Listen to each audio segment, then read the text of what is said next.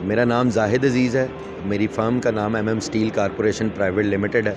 हम लोग पिछले 13 साल से HVAC फ़ील्ड के अंदर स्पोर्ट्स एंड हैंगर्स सप्लाई कर रहे हैं। हमारे ब्रांड का नाम इंडेक्स फिक्सिंग सिस्टम है, जो कि स्पेनिश ब्रांड है, जो स्पेन से मैन्युफैक्चर होता है।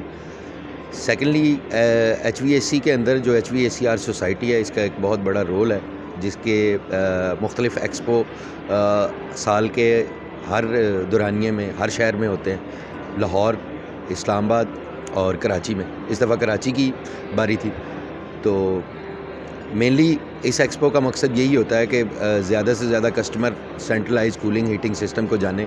उसके अंदर हमारा किरदार यही है कि जितना भी सेंट्रलाइज कूलिंग हीटिंग सिस्टम है, उसके हैंगर्स और सपोर्ट्स और उसका डिज़ाइन हम लोग प्रोवाइड करते हैं। सेकंड ब्रांड जो हमारे पास है वो इंसुलेशन का है, जिसको एरोफोम कहते हैं। एरोफोम ने एक टेक्नोलॉजी मुतारिफ़ करवाई है, जिसको XLP क्रॉस लिंक पॉलीओलिफिन के नाम से जाना जाता है। पिछले 5 साल से हम XLP इंसुलेशन जो है, इसके ब्रांड को भी पाकिस्तान की HVAC मार्केट में कर रहे हैं। तो HVACR एक्सपो का रिस्पांस कराची में हर दफ़ा बेहतर से बेहतर होता जा रहा है, क्योंकि इसकी वजह यह है कराची सबसे बड़ी मार्केट है और यहाँ पर HVAC की तमाम हाईली क्वालिफाइड कंसल्टेंसी बैठती है। इस वजह से HVACR सोसाइटी यहाँ पर हर साल एक एक्सपो करवाती है। अगर इस एग्जीबिशन में जो आपने पार्टिसिपेट किया है सर, तो अब तक आज दूसरा दिन है, उसके हवाले से रिस्पांस के हवाले से है, आप फीडबैक क्या देंगे आप? सर कल चूँकि जितने भी एक्सपो होते हैं वो मेनली हॉलीडेज़ में होने चाहिए, जैसे फ्राइडे, सैटरडे, संडे,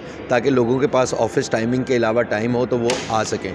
क्योंकि पहला वर्किंग डे था थर्सडे, तो रिस्पांस मिला जुला था, लेकिन आज फ्राइडे में काफ़ी अच्छा रिस्पांस आया है। बहुत सारे इंडस्ट्रियल कस्टमर्स और HVAC इंडस्ट्री के कस्टमर्स ने स्टॉल विज़िट किए। बाकी अभी ब्रेक है जुमे की, तो जुमे के बाद इंशाल्लाह बाकी रिस्पांस का पता चलेगा। दूसरा, अभी आप जैसे कि आपने बताया कि 90% जो है इम्पोर्टेड है, यहाँ पे इम्पोर्टेड है। एक्चुअली पाकिस्तान के अंदर HVAC की जो मशीनरी है, उसकी मैन्युफैक्चरिंग नहीं होती।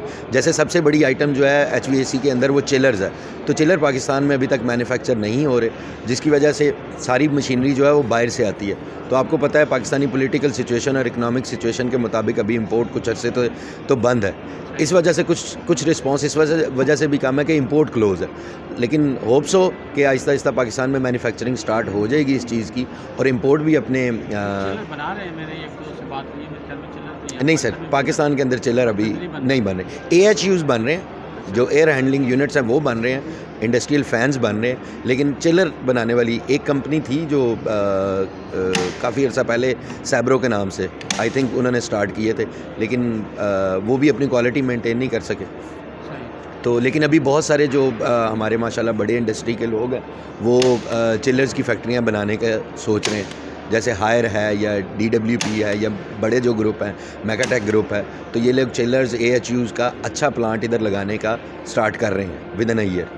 तो इंशाल्लाह फिर बेहतर हो जाएगी हमारी मैन्युफैक्चरिंग। इंशाल्लाह हम खुद HVAC का जो सपोर्ट है वो स्पेन से मंगवाते हैं, और हमारे भी प्लान में है कि विद इन अ ईयर हम भी अपनी फैक्ट्री यहीं पे स्टार्ट करें। अच्छा, तो अभी मतलब आपकी जो प्रोडक्ट है ये आप ज़्यादातर इंपोर्ट कर रहे हैं या लोकल मैन्युफैक्चरिंग कर रहे हैं? सर हमारी सारी जो प्रोडक्ट है वो इम्पोर्ट हो रही है, इसलिए मैंने कहा कि हमारे प्लान में भी ये है कि इसी ईयर के अंदर हम लोग भी मैन्युफैक्चरिंग स्टार्ट कर देंगे। सही।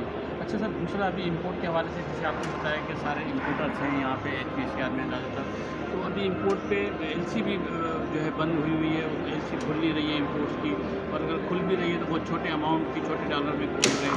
तो अभी इस हवाले से क्या सूरत हाल है, क्या कहना चाहेंगे आप? सर सूरत हाल यही है कि गवर्नमेंट से ही हमारी तो इल्तिजा है कि वो जल्द से जल्द जो है इस बैन को, या जो इंपोर्ट क्लोज़ हुई है, इकनॉमिक सिचुएशन को बेहतर करें, तो फिर ही सिचुएशन इसकी दोबारा बेहतर हो सकती है, जो कि पहले 1 साल पहले बेहतर थी और अब वो नहीं है। तो दूसरा आप देखेंगे जो डॉलर है वो काफ़ी शूटअप कर गया है, जी 100 से जी ऊपर चला गया जी है, तो इंपोर्टर इससे बहुत ज़्यादा मुतासिर हो रहा है सर। क्योंकि उसकी कास्ट बढ़ रही है। एक्चुअली इसका सबसे ज़्यादा इम्पैक्ट जो पड़ रहा है वो पड़ रहा है एंड यूज़र के ऊपर। देखिए, इंपोर्टर ने तो जिस डॉलर रेट पर इंपोर्ट करना है, उसने तो प्राइस जो है आगे एंड यूज़र को उसी प्राइस पर देना है ना, अपना प्रॉफिट मार्जिन रख के। तो अगर तो डॉलर रेट कंट्रोल हो जाता है तो फिर तो एंड यूज़र को फ़ायदा होगा। अगर डॉलर का रेट कंट्रोल नहीं होता तो ज़्यादातर नुकसान एंड यूज़र को है। जैसे डेवलपर्स हैं या इंडस्ट्रियल लोग हैं, तो उनका फिर एंड यूज़र जो उसके यूज़ करने वाले हैं, मतलब जो भी चीज़ फैक्ट्री से बनेगी, अगर फैक्ट्री की कॉस्ट ही ज़्यादा होगी तो वो चीज़ भी एक्सपेंसिव पाकिस्तान में बिकेगी ना। सही। अच्छा, दूसरा जो अभी आप जैसे इम्पोर्ट करते हैं, तो इसमें इम्पोर्ट में जो है आपकी जो प्रोडक्ट है वो कौन कौन से सेक्टर में मतलब इस्तेमाल है? रेजिडेंशियल है, कमर्शियल है? सर सबसे ज़्यादा जो हमारी प्रोडक्ट यूज़ होती है वो इंडस्ट्रियल सेक्टर में यूज़ होती है।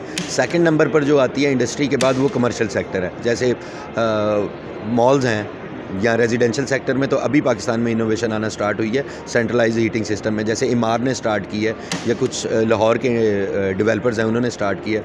ज़्यादातर इंडस्ट्री में यूज़ होता है इंडस्ट्री में। तो जी। आपकी प्रोडक्ट मतलब जो है क्या फंक्शन क्या है, कहाँ हमारी जो HVACR के मेन चिलर्स हैं ना, उनकी जो जितनी भी लाइंस होती हैं, जो जैसे अगर आप डक्टिंग उनकी चल रही है या उनकी पाइपिंग चल रही है, उसको हैंग करने के लिए, उसको फिक्स करने के लिए हमारी प्रोडक्ट यूज़ होती है अच्छा जी। सही। अच्छा सर, जैसे आपको पता है कि हर फील्ड में कंपटीटर भी होते हैं, कंपटीशन भी होता है। Exactly. तो आपकी फील्ड में भी कंपटीटर होंगे, कंपटीशन होगा जी। तो मतलब आप उस हवाले से क्या कहना चाहेंगे, है आपके सेक्टर में और उसका क्या एक कंपटीशन का मेरे प्रोडक्ट में इस वक्त 7 से 10 कंपेटिटर हैं और सारे कंपेटिटर जो हैं वो अच्छा काम कर रहे हैं। कंपटीशन ठीक है, हेल्दी कंपटीशन है। कुछ प्रोजेक्ट्स में वो विन कर जाते हैं, कुछ प्रोजेक्ट्स में हम विन कर जाते हैं।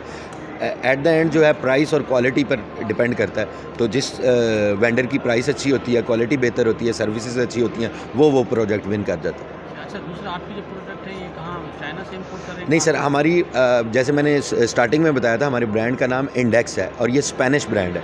हमारी लोग्रोनो में फैक्ट्री है, लोग्रोनो से स्पेन से हमारा इंपोर्ट हो रहा है। अच्छा, बहुत से लोग अब आपकी स्पेनिश है तो इसका थोड़ी सी कॉस्ट ज़्यादा होगी। Exactly. तो लोग जो है चाइना प्रोडक्ट की तरफ जाते हैं कि यार अभी चीपेस्ट मिल जाए तो आप फिलहाल चला लेते हैं, बाद में इसको कर लेंगे। Exactly. तो उस हवाले से क्या कहते हैं कि लोग सर चाइना का एक प्रॉब्लम है हमारे वाले प्रोडक्ट्स के अंदर कि चाइना के अंदर जो सर्टिफिकेशन है, प्रोडक्ट की जो सर्टिफिकेशन होनी चाहिए वो चाइना में नहीं मिलती। यूरोपियन या USA के प्रोडक्ट के अंदर वो सर्टिफिकेशन मिल जाती है जो कि रिक्वायर्ड होती है। जैसे FMUL सर्टिफिकेशन जो है वो चाइना की प्रोडक्ट्स में बहुत कम है। तो यूरोप की प्रोडक्ट्स में वो सर्टिफिकेशन के बाद जो है अपनी मैन्युफैक्चरिंग और सेल स्टार्ट करते हैं। तो ये एक चाइना में कह लें कि फ्लॉ है चाइना की प्रोडक्ट्स के अंदर। तो मतलब उससे आपका जो म्यार है, स्टैंडर्ड है वो बेहतर एग्जैक्टली चाइना से स्टैंडर्ड जो है, जो US स्टैंडर्ड्स हैं, यूरोपियन स्टैंडर्ड्स हैं, वो चाइना से बेहतर है। क्योंकि चाइना के हवाले से तो आपको पता है एक बड़ा अच्छी कहावत है कि सर चाइना में भी अच्छे ब्रांड, चाइना नहीं सर, चाइना के भी बहुत अच्छे ब्रांड्स हैं। चाइना के ब्रांड्स अच्छे हैं लेकिन वो अभी तक अनफॉर्चुनेटली पाकिस्तान में नहीं आए। पाकिस्तान में नहीं आए अभी लोग अफोर्ड नहीं करते ना। यहाँ तो लोग चाइना जाते हैं, कहते हैं यार सस्ते माल के लिए जाते हैं। सस्ती चीज़ दे दो यार। जी, एग्जैक्टली एग्जैक्टली क्वालिटी फिर वो गिर जाती है। सही कह रहे हैं, सही कह रहे हैं। सर अभी जो इकोनॉमी हमारी सिचुएशन चल रही है, अभी आप देख रहे हैं बड़ा एक पूरी वर्ल्ड में एक रिसेशन आया हुआ है, उस हवाले से क्या देख रहे हैं अभी आगे फ्यूचर में?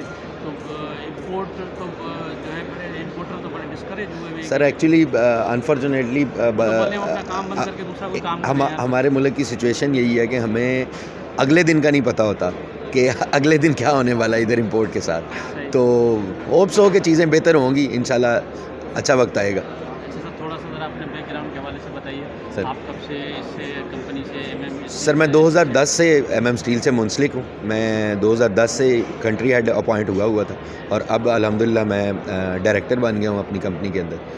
तो 13 साल हो गए मुझे MM स्टील के नाम से? MM स्टील प्राइवेट लिमिटेड के नाम से। और इसके CEO वगैरह भी कोई? जी हमारे एक CEO है हमारा, 3 डायरेक्टर हैं हमारे। CEO हमारे इस वक्त विज़िट पर गए हुए हैं, वो नहीं आ सके। बाकी हम 2 डायरेक्टर इधर ही हैं, एक डायरेक्टर हमारे आउट ऑफ कंट्री हैं। सर कोई मैसेज देना चाहेंगे, कोई सजेशन देना चाहेंगे HVR के हवाले से, कोई दूसरे एग्जीबिशन के हवाले से कुछ कहना चाहेंगे? सर मेरी यही मैसेज है कि HVAC पूरी इंडस्ट्री को इस एक्सपो में ज़रूर शिरकत करनी चाहिए और ज़्यादा से ज़्यादा लोगों को पाकिस्तानी मैन्युफैक्चरिंग के हवाले से सोचकर फिर अपने स्टॉल लगाने चाहिए और लोगों को गाइड करना चाहिए कि आने वाले दिनों में मोस्टली HVAC की इंडस्ट्री जो है पाकिस्तान में अपनी मैन्युफैक्चरिंग करेगी। ठीक है सर। लेकिन मसला है सर, आप जो कह रहे हैं मैन्युफैक्चरिंग करेंगे यहाँ पाकिस्तान में, तो सबसे पहले तो लैंड लेना ही करोड़ों की बात है। नहीं सर, उसके बाद फिर आप नहीं उसको सर, गवर्नमेंट ने जो पिछली 2 गवर्नमेंट्स रही हैं या 3 गवर्नमेंट्स रही हैं, उन्होंने बहुत सारे इंडस्ट्रियल एरिया डेवलप किए हैं और उनमें लैंड बड़ी सस्ती है।